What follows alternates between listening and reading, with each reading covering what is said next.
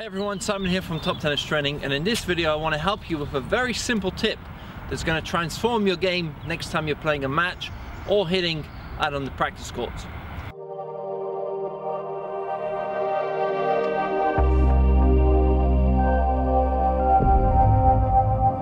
So this concept is the 3 R's. So read, react and respond.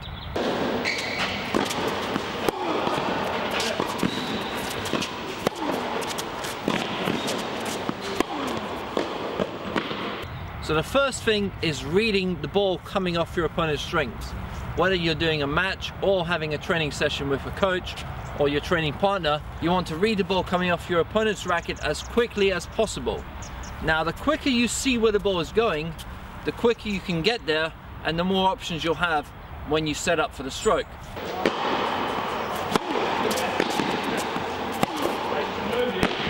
If I'm constantly seeing the ball very late coming off my opponent's strings, and if I'm constantly late for setting up for the stroke, I'm always going to have less time, I'm always going to feel rushed, and I'm always going to be hitting the ball slightly late. If I'm there very early and I see the ball coming off the opponent's strings very quickly, I can get there very quickly and it gives me more options.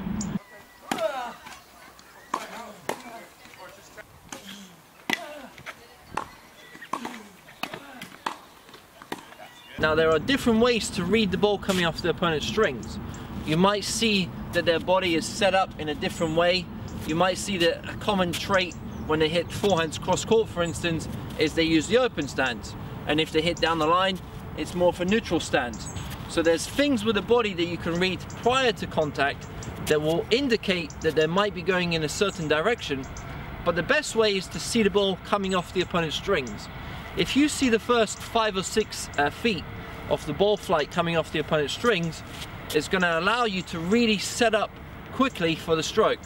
So really zone in on seeing the ball hitting your opponent's strings and coming off.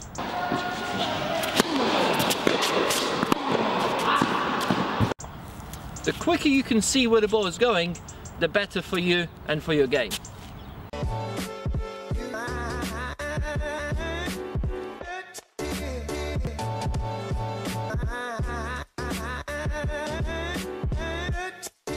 So step number 2 is now reacting to that oncoming ball. If I see it's coming to my forehand, I don't want to delay it and wait for the ball to come over the net. I want to read the ball coming off the opponent's strings, but also react as quickly as possible. So if I see it's coming to the forehand, I'm going to end up quickly preparing for the forehand swing and moving that direction. If I see it's coming to the backhand, the same idea. I want to quickly prepare with my body and start moving in that direction.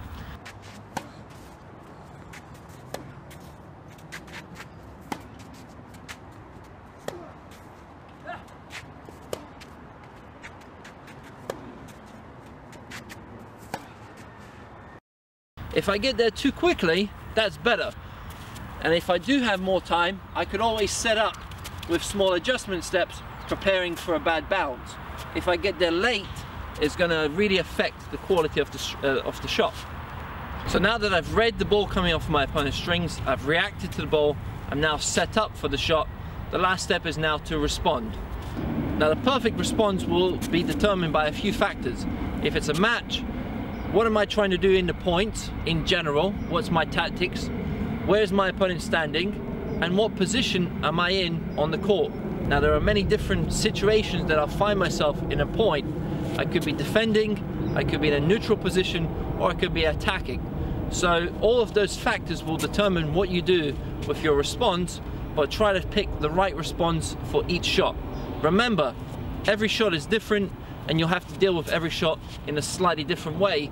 That's what makes tennis so unique, because you'll never really get the same shot twice in a row. Now if it's a practice shot and you're playing more for hitting session, all you're thinking about is preparing for the shot in the best way and executing in the best way. If it's a match, you're thinking more for tactical situation. Where do you want to hit the shot? What is that shot going to do for the next ball? And so on.